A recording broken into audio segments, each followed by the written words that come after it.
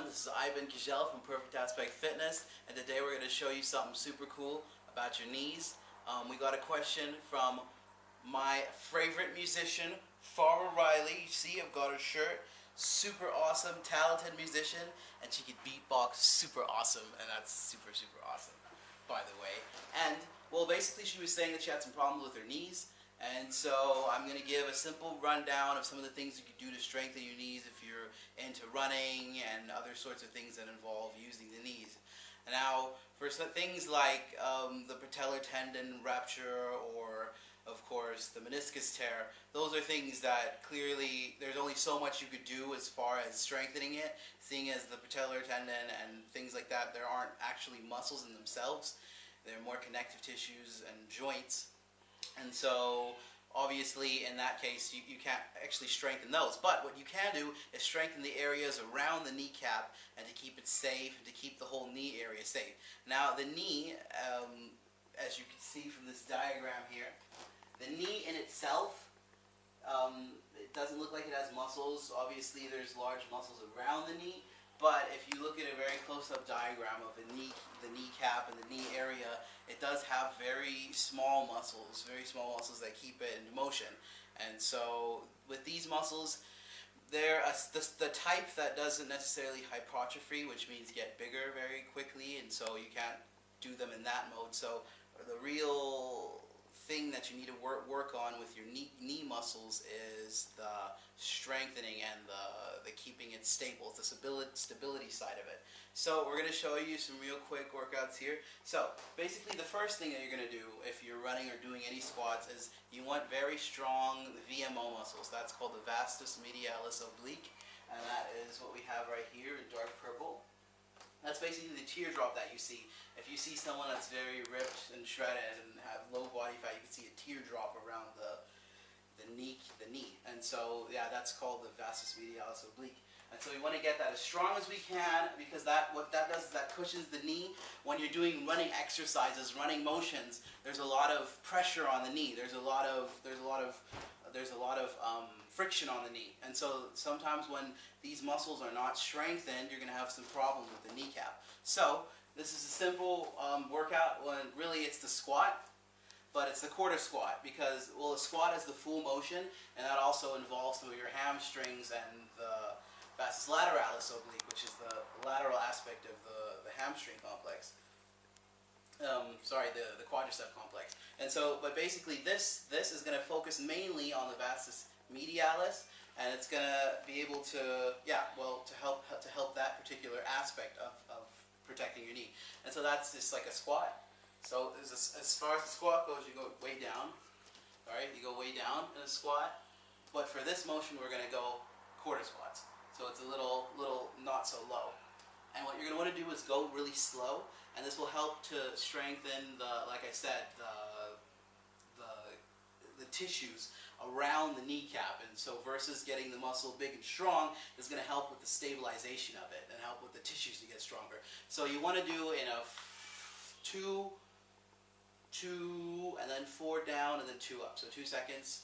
So 1, 2, and 1, 2. 1, 2, 1, 2. And of course, do it until you feel, like for me, since I train with squats very low, I can't feel it as much when I do quarter squats.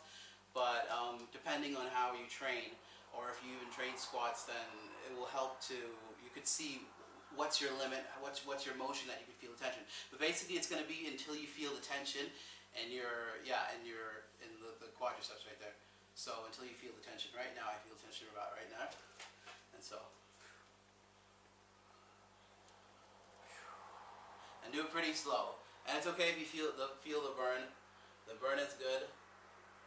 You could do it about, I'd say 15 times, like 15 wiederholen, 15 reps times 3 sets. And that gets a pretty good workout around that aspect.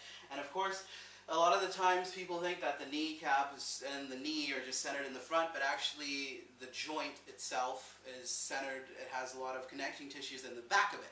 So we're going to be wanting to work a lot on our, the iliotibial band, the We're going to work on our semimembranosus, semitendinosus. Those are the quadriceps in the back. And so we want to get those also strong. So a way to do this, and of course, like I said, since this is mainly we're working on the knee versus the actual muscles, but this is something that's going to protect the linings of your knees also from the back, from the behind aspect. And so it's basically like that. So you go forward like that.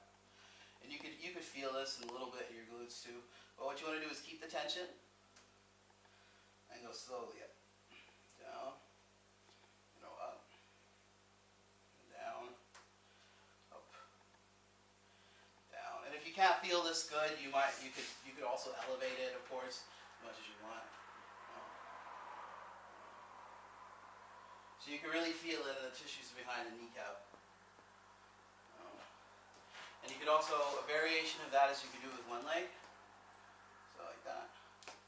And you could feel this a lot better on your hamstring complex. And that also protects your knee from the side. And another one that you could do, and so basically, okay, those are the workouts that I would do for the knee, to protect the knee area. And so the stretches that I would do for the knee is you don't want to do the runner stretch too much, like that. Like that might damage the knee if you don't properly do it rightly. What I would do is, basically hold on to a wall or something. You can do a little bit of lunges. Lunges, really feel the area around the knee. Stretch it out like that. Touch your toes. You want to hold these stretches for like 20 seconds. And then of course once you graduate, once you get a little more advanced, then you can try a little runner stretch right there. Hold your knee. And when you do this, you want to keep your knees facing inwards and not outwards, because it keeps your balance just doing that way. And you can actually feel this pretty good stretch around the knee. And then, so you want to keep it like that. And now, what you have to understand is that there's a lot of insertions from our quadriceps muscles and also from our hamstrings insert around the knee. Like they can insert around the knee itself. So sometimes when you do a lot of running and you don't stretch a lot, there's a lot of tension there anyways, no matter what you do. So what you want to do is, once in a while, you could do this every day. I mean, depending on what you're doing. If you're going to take a run every day, then you might want to do this before and after your run. You take your thumbs, feel around the knee area a little bit, and you could really break that tissue up, and you could feel it. You could really feel the insertions in here. You could break that up a little. And that takes away a lot of tension that you sometimes feel around the knee area. You just break it up a little, like that. A little bit of self-massage. You can massage your quadriceps muscle. And so, and those are basically the workouts. Also, another one that I forgot to add is there's the calf muscle. The calf muscle also protects you a lot when you're doing runs. It helps. It's nice to have a nice little cushion. So of course there's the calf raises workout. It's good to do it also on an elevated surface. It's pretty cool to do that. Calf raises. And also a very good workout is from the anterior aspect of the area around your calf. There's the peroneus longus, which is on the side. It's a little insertion of the muscle on the side, and that also inserts into the knee. So it's good to have a strong peroneus longus. And so to do that, it's like basically a calf raise, but reverse calf raise. So depending on how good your stability is, you could hold onto a wall doing this. You could just do it freestanding. But basically, so the point is just to lift your toes up off the ground. You want to do that pretty slowly. You can feel it in the front. On your, and that really helps your anterior tibialis. You can feel it really good. And that is also a factor that helps protect your knees, because your knees are going to take a lot of grinding and bumping when you're doing jogging, of course. And you want to do that, also I'd say 3 times. 3 times 25, because a lot of the times your calf muscles they won't get that sort of tension if you do the very, not so many reps. So that's also a good aspect of it. And that was our knee video. I mean, of course, this isn't the complete and definitive guide to training your knees, but this is, I hope it's a start, and I hope it's a help. And yeah, so for today, you guys have a good time. Peace out from the cage. And don't forget to check out Farrah Riley's website. Like I said, she's an awesome musician and an awesome singer, and she can beatbox something crazy. So, have a good one, y'all. Peace.